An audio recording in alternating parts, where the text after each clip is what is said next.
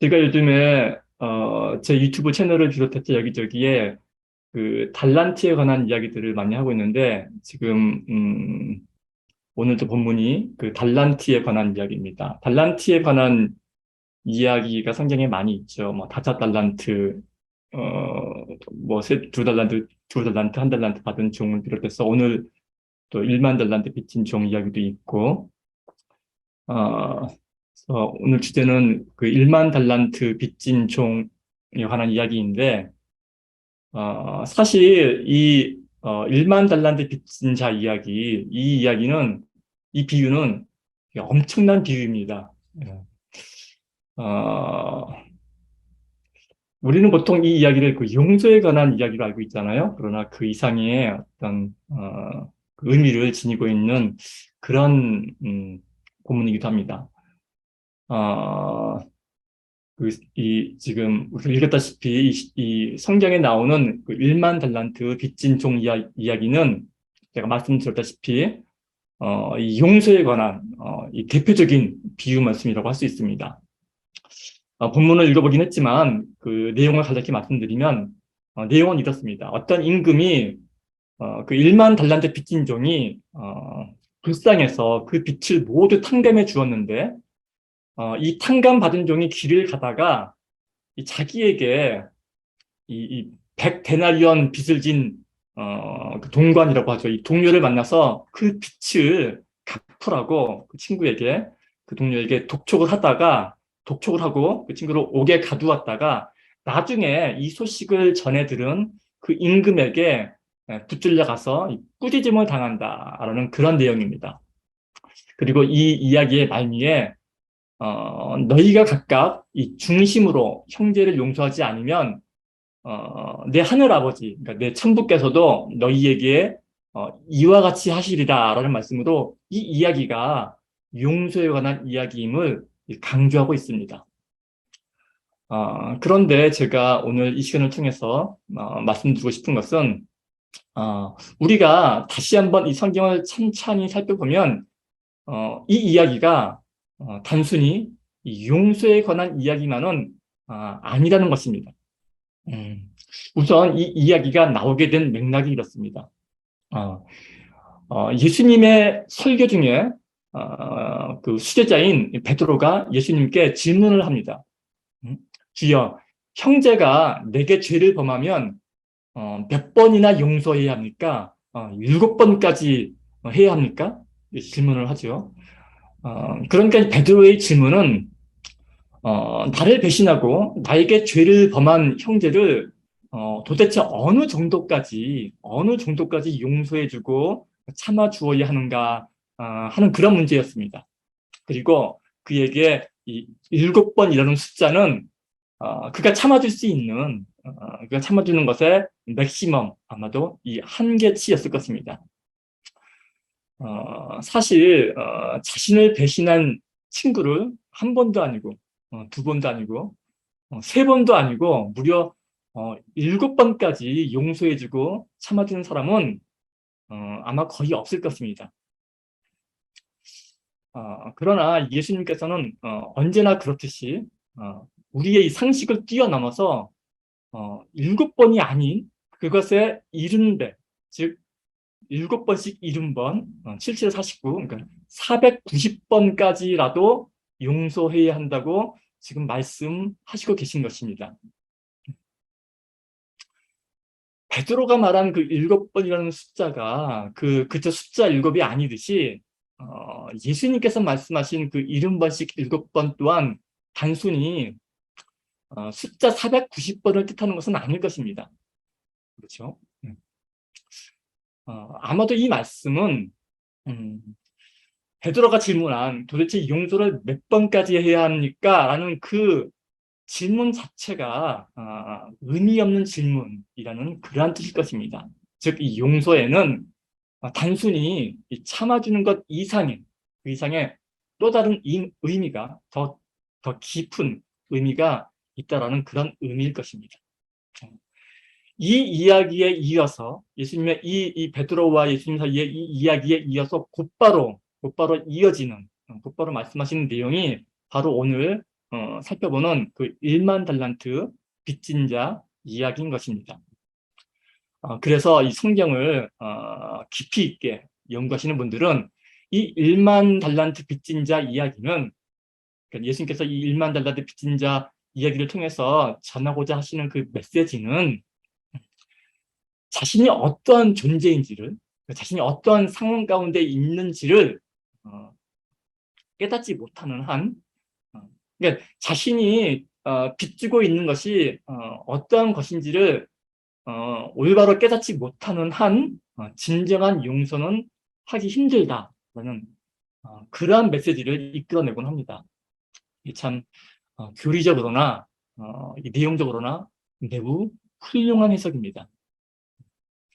왜냐하면 보통은 이 비유를 통해서 자신은 용서를 받았으면서도 남을 용서할지 모르는 그런 어떤 파렴치한, 그런 염치 없는 사람이 되지 말고 자신이 용서받은 것처럼 또한 남을 너그럽게 용서하는 사람이 되어야 한다라는 식의 그런 어떤 훌륭한 사람이 되자, 열심히 노력하자, 신앙생활 잘하자라는 그러한 식의 설교를 하기가 쉬운데, 그보다는 이 자신이 도저히 갚을 길 없는 그 1만 달란트라는 빚, 도저히 갚을 수 없는 그 1만 달란트라는 그 빚, 다시 말씀드리면은 그 원죄, 갚을 길 없는 그 원죄를 안고 태어난 존재라는, 그러한 존재라는 깨달음이 없는 한 진정한 의미에서의 용서는 불가능하다라는 가르침이 훨씬 더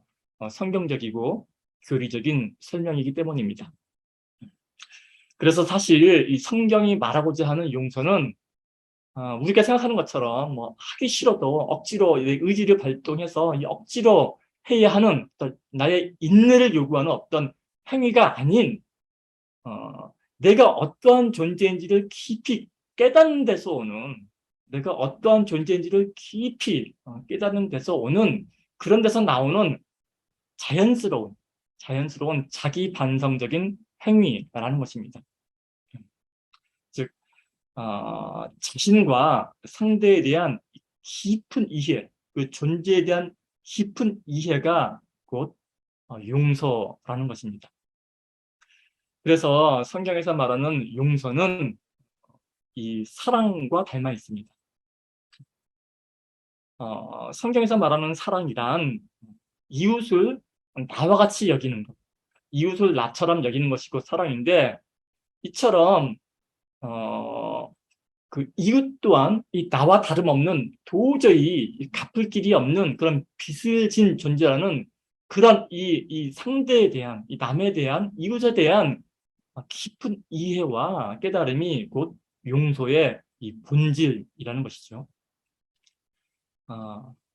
그런데 문제는 뭐냐면은 이 비유의 말씀을 하시면서 예수님은 이러므로 천국은 그 종들과 결산, 즉 이 회개하려 하던 어떤 임금과 같으니 라는 말씀으로 이 비유 말씀을 시작하신다라는 점입니다. 그러니까 이 비유 말씀이 다름 아닌 천국에 관한 이야기라는 것입니다. 아니, 우리는 이 1만 달란트 빚진 자 이야기가 분명히 용서에 관한 이야기인 줄 알았는데, 찬찬히 성경을 보니까 이 이야기가 이러므로 천국은 그 종들과 회개하려 하던 어떤 임금과 같으니, 이름만으로 시작하는 하나님 나라, 즉 이 천국에 관한 이야기라는 것입니다. 그래서 이 시간에는 이 이야기가 왜 이 천국에 관한 이야기인지를 한번 살펴보고자 하는 것이죠.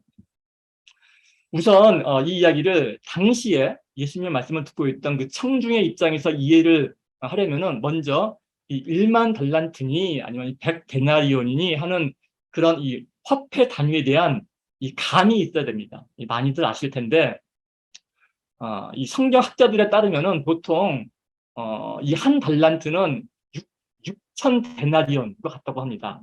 이 한 데나리온이 당시 노동자의 하루 품삯이었다고 하니까 얼추 계산해 보아도 6,000데나리온, 그러니까 한 달란트 6,000데나리온은 한 노동자의 그러니까 20년치 연봉에 해당하는 품삯입니다. 그러니까 오늘날처럼 하루 품삯을 대략 한 10만 원 정도로 계산해 본다면 한 달란트는 약 한 6억 원, 6억 원 정도에 해당하는 큰 금액일 것입니다.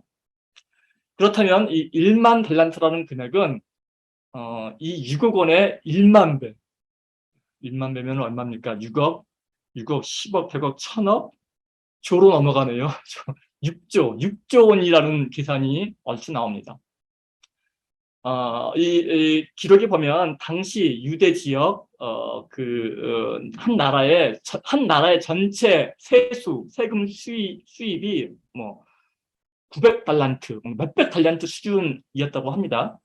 그러니 뭐 1만 달란트는 사실 어떤 상상을 초월한 어떤 금액이죠. 일개 개인이 뭐 그런 한 나라의 국가 예산을 훨씬 초월하는 그런 1만 달란트나 하는 그런 빚을 질 일이 뭐 어디 있겠습니까? 흔치 않을 뿐더러 또한 그 빚을 말 한마디로 한감을 갚느니 마느니 하는 것 자체가 말이 안 되는 말입니다. 그래서 이 이야기는 분명히 어떤 메시지를 전하기 위한 과장된 이야기임이 틀림이 없습니다. 그죠?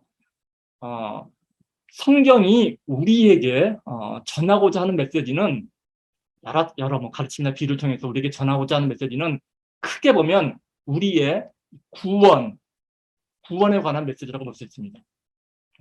흔히들 성경의 주제가 이 사랑이라고 하죠. 사랑이라고 알고 있는데 하나님을 사랑하고 이웃을 사랑하라는 이 성경의 커다란 주제죠.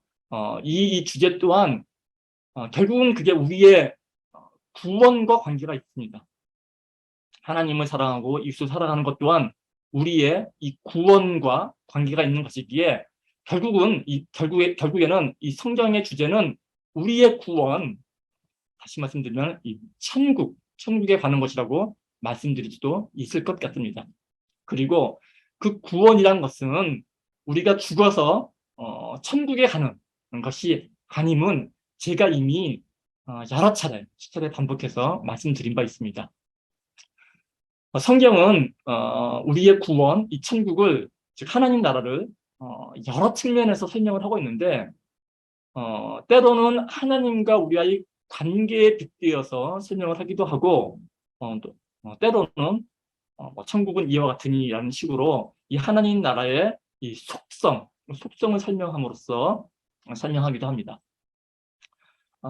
그리고 또한 이 직접적으로는 이 억눌림과 이 구속으로부터 벗어나는 것, 즉 이 자유함을 얻는 것으로 우리의 구원 또는 천국을 설명하기도 합니다. 구속으로부터 벗어난다, 즉 이 자유롭게 된다고 했을 때 우리에게 1차적으로 떠오르는 이미지는 아마도 이 포로 생활에서 풀려나거나 아니면 이 감옥에서 풀려나는 그러한 이미지일 것입니다. 또한 병든 자가 이 치유를 받아서 이 병에서 벗어난다거나 아니면 귀신 들린 자가 귀신으로부터 풀려나서 이 제정신이 돌아오거나 또는 이 눈먼 자가 눈을 뜨게 되는 것도 이 크게 보면 자유함을 얻는, 즉 이 구속에서 풀려나는 것으로 볼 수 있을 것입니다.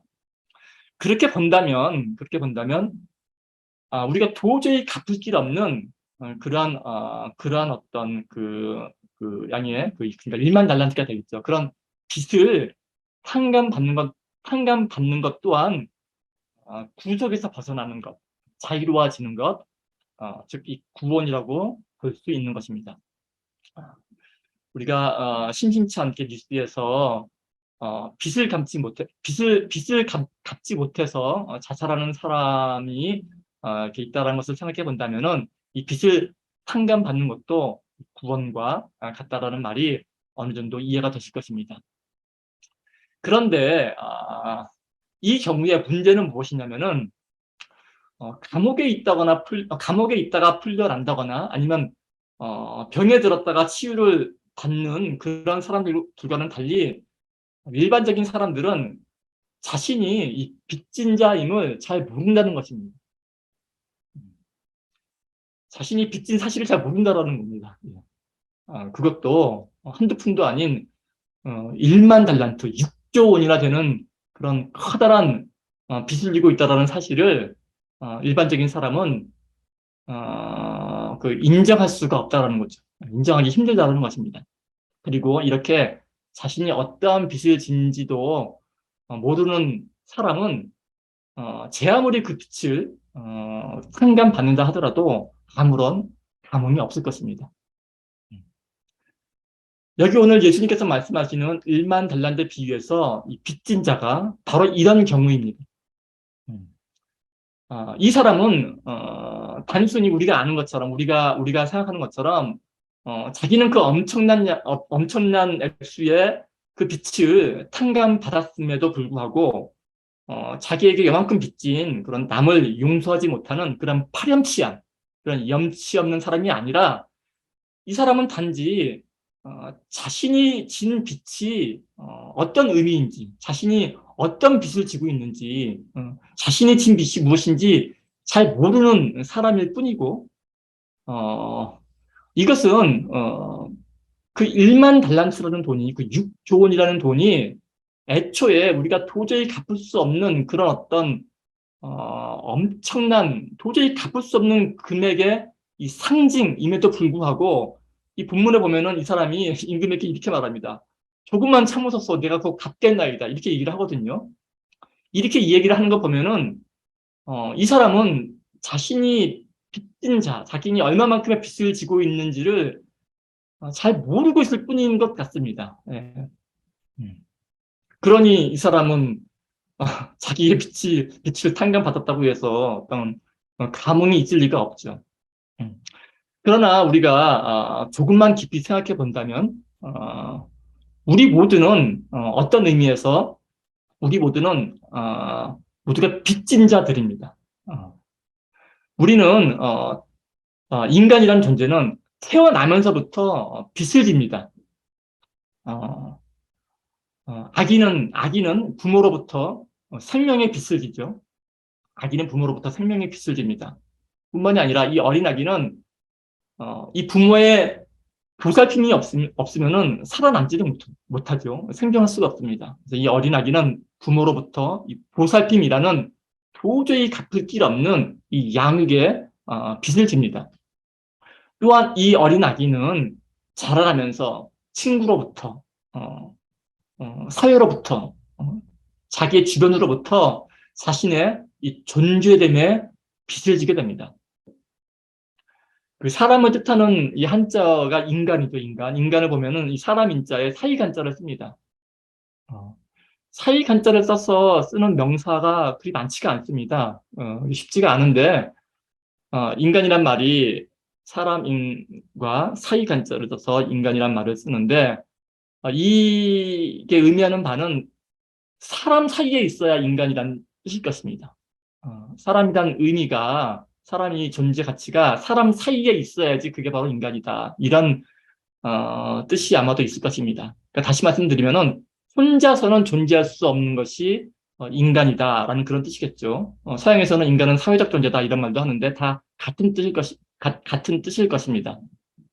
결국 이 한 사람이 한 생명이 살아 숨쉬며 기동하기 위해서는 수많은 다른 사람들의 존재가 필요하며 이들의 도움은 이들의 가치는 값으로 헤아릴 수가 없는 것입니다. 그런데 정작 우리는 이것을 당연히 내가 누려야 할 것으로 생각을 하지 이것을 빛으로 생각하지는 않습니다. 빛으로 생각하지 않죠. 오히려 내가 이렇게 당연히 누려야 할 것이 없어지면 마치 그 동료에게 100데나리온 독촉한 그 사람처럼 쉽게 불평하고 분노에 휩싸게 됩니다. 그래서 여기 나오는 그 1만 달란트 빚진 사람은 어떤 특별한 사람이 아닙니다. 어떤 파렴치하고 우리한테 손가락질 받아 마땅한 어떤 특별한 사람이 아니라는 사실입니다. 이 사람은 그저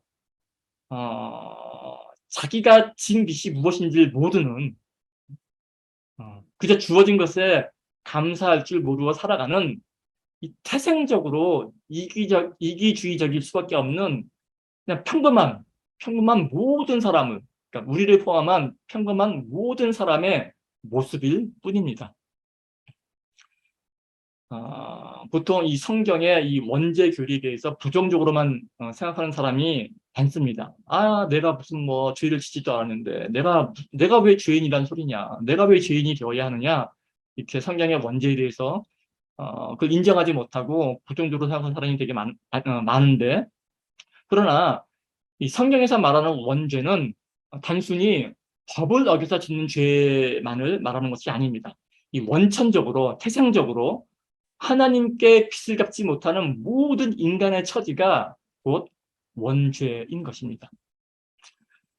그리고 이 원죄를 깨달은 사람, 이 자신이 도저히 갚을 길 없는 이 빚을 진 존재요, 이 원죄를 지은 죄인임을 깨달은 사람은 이제 이미 구원의 길에 접어든 사람일 것입니다. 왜냐하면 그제서야 그에게 비로소 회개의 가능성이 열리기 때문입니다. 이제 이 자신이 1만 달란트 빚진 자임을 진정으로 알게 된 사람, 깨달은 사람은 그렇게 깨달은 사람이 하는 용서는 이제 더 이상 용서가 아닙니다. 우리 모두가 이 갚을 길 없는 그런 빚을 진 존재라는 그러한 철저한 자기 인식, 자기 존재에 대한 인식, 자기 인식이 있는 사람의 용서는 그 자체로 사랑이요, 자비요, 긍휼인 것입니다.